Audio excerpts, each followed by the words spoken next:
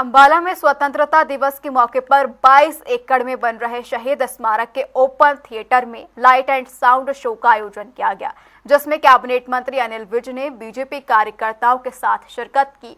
Show में 10 मई 1857 में हुई अंबाला से स्वतंत्रता की चिंगारी की शुरुआत से लेकर देश भर के संघर्षों को तकनीक के जरिए प्रदर्शित किया।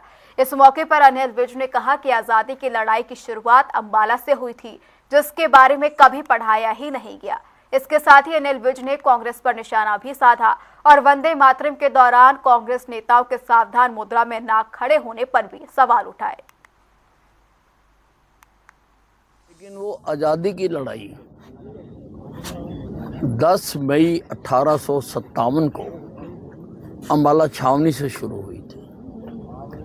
आज़ादी की पहली लड़ाई जिसको कहा जाता है, जो अक्सर पढ़ाई नहीं गई अनजान कारणों से, लेकिन उसमें सारे हिंदुस्तान में अंग्रेजों के साथ सशस्त्र जंग लड़ी गई और सही मानों में आज़ादी का जो जज्बा था और जो आज़ाद होने की लोगों के अंदर भावना थी, वो तभी से जागृत हो गई थी।